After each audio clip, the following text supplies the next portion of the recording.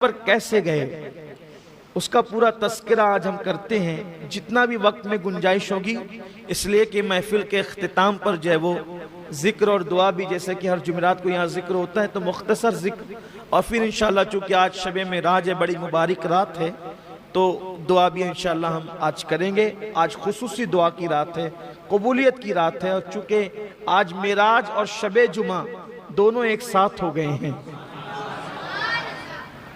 شب جمعہ کو اس لیے ہم اتنی اہمیت دیتے ہیں کہ امام احمد ابن حنبل کے نزدیک، امام احمد ابن حنبل، یہ امام احمد ابن حنبل کوئی معمولی آدمی نہیں ہے، کوئی مسجد کے امام نہیں سمجھے آپ ان کو، یہ مجتہدین میں سے چوتھے امام ہیں، ائمہ مجتہدین میں۔ پوری امت پر جن چار کا اتفاق ہو، پوری امت کا جن چاروں پر اتفاق ہو گیا، ان چاروں میں سے یہ ایک ہے۔ اور احمد ابن حنبل کو ویسے تو میرے جو امام ہے فقہ میں وہ امام اعظم ہے، وہاں تو کوئی بات ہی نہیں ہے، وہاں تو ساری عقیدتوں کی نظریں پیش ہے، لیکن پھر چاروں میں امام اعظم کے بعد اگر سب سے زیادہ میرے دل میں کسی کی محبت ہے تو وہ امام احمد ابن حنبل کی محبت ہے۔ اس کی وجہ یہ ہے کہ میرے مرشد، میرے پیر، جن کی چوکھٹ سے مجھے سب کچھ ملا ہے، سرکار غوث پاک شیخ عبدالقادر جیلانی امام احمد ابن حنبل کو امامی، میرا امام یہ کہہ کے پکارتے ہیں۔ تو میں سوچتا ہوں کہ ولیوں کا امام جس کو امامی کہہ کے میرا امام، تو اس امام احمد ابن حنبل کا مرتبہ کیا ہوگا؟ وہ امام احمد ابن حنبل فرماتے ہیں، وہ امام احمد ابن حنبل جس کو فتاوی رضویہ میں امام احمد رضا نے بھی لکھا ہے، انہی کے حوالے سے، مدارج النبوہ میں شیخ عبدالحق نے بھی لکھا ہے انہی کے حوالے سے، کہ شب جمعہ شب قدر سے افضل ہے۔ شب جمعہ شب قدر سے افضل ہے، اور جو انہوں نے اہل خیرت تو اس کو مانیں گے نہیں، اہل عقل تو اس کو مانیں گے، یہ اہل عشق، کچھ باتیں عشق والی ہوتی ہے جو صرف عاشقوں سے کہی جاتی ہے۔ خواب یوسف صرف یعقوب سے بیان کیا جاتا ہے، وہ کنویں میں ڈالنے والے سوتیلے بھائیوں سے تھوڑی بیان کیا جاتا ہے۔ تو یہ جو عشق کی باتیں وہ اہل عشق جانتے ہیں۔ اب امام احمد ابن حنبل کہتے ہیں شب جمعہ شب قدر سے افضل کیوں ہے؟ کیوں افضل ہے؟ تو فرماتے ہیں اس کی وجہ یہ ہے کہ شب جمعہ میں نور مصطفیٰ صلی اللہ علیہ وآلہ وسلم حضرت عبداللہ کی پیشانی سے نکل کر حضرت آمنہ کے شکم میں آیا۔ حضرت عبداللہ کی پیشانی سے نور محمدی نکل کر حضرت آمنہ کے شکم میں آیا۔ تو یہ رات جمعہ کی، شب جمعہ، مصطفیٰ جان رحمت کے نور کے منتقل ہونے کی، سفر کرنے کی، بلکہ اپنی گویا کی ظاہری آخری منزل پر پہنچنے کی رات ہے، یہ جو دنیا کا سفر ہو رہا تھا۔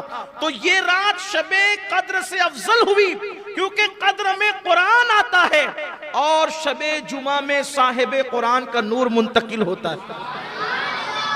بلکہ ہمارے امام عشق و محبت امام اہل سنت فتاوی رضویہ میں اس کو اور خوبصورت پیرائے میں یوں بیان کیا، کہتے ہیں جو نعمت شب جمعہ میں ملی اب قیامت تک کہ وہ نعمت کہاں نصیب۔ تو اب یہ میں نے اتنی تمہید لمبی اس لیے باندھی، اس سے پہلے بھی میں بیان کر چکا ہوں، لیکن اس لیے باندھا۔ اب دیکھو یہ دو رات جمع ہوئی تو اس کا مزہ کیا ہے؟ یہ دونوں رات جمع ہوئی تو ایک رات جو شب جمعہ ہے وہ نور مصطفیٰ کے آنے کی رات ہے، اور جو شب معراج ہے وہ نور مصطفیٰ کے جانے کی رات ہے۔ ایسا کم ہوتا ہے کہ آنے کی رات بھی آ گئی اور جانے کی رات بھی آ گئی، تو گویا کہ آنے اور جانے کی دونوں رات ایک ساتھ جمع ہو گئی الحمدللہ۔ اس لیے یہ رات بڑی اہمیتوں کی رات ہے، بڑی قبولیت کی رات ہے۔ تو انشاءاللہ آج کی رات ہم دعا بھی کریں گے۔ تو ارادہ یہی ہے کہ انشاءاللہ آج ہم حضور کی معراج بیان کریں گے، اللہ کے حبیب علیہ السلام۔ حضور کے معجزات میں سے ایک معجزہ ہے واقع معراج۔ یہ بہت تفصیل کے ساتھ کتابوں میں آیا ہے۔ بیان کیا جاتا ہے کہ ام المومنین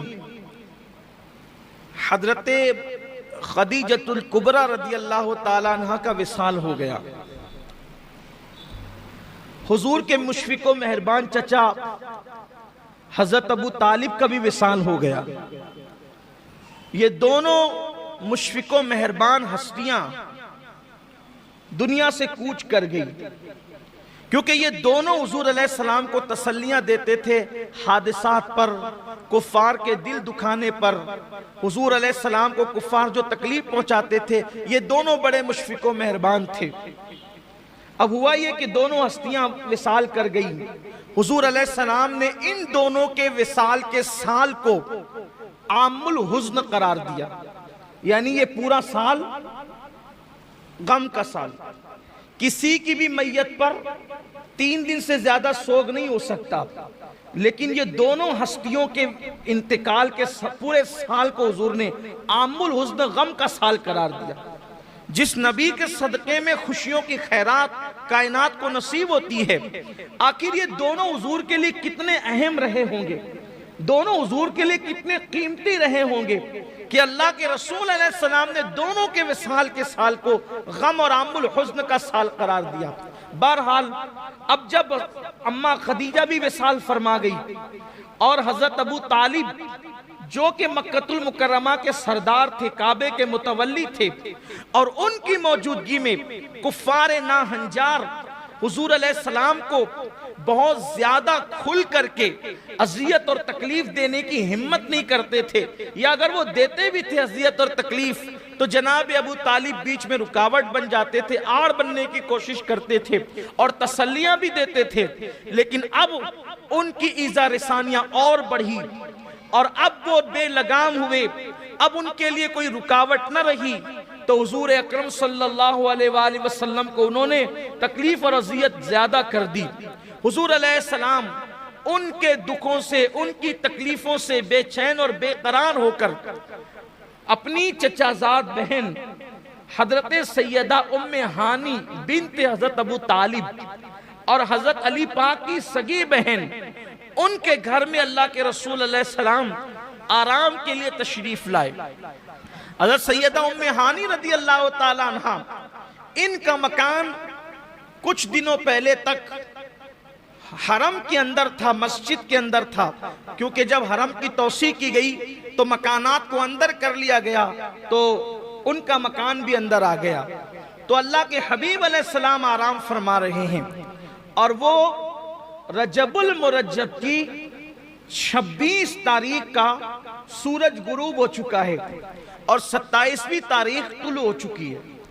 معراج مصطفیٰ کی تاریخ کون سی ہے، اس میں مختلف اقوال ہیں، لیکن جمہور کا قول یہ ہے، اکثریت کا قول یہ ہے کہ وہ رجب کی 27 تاریخ ہے۔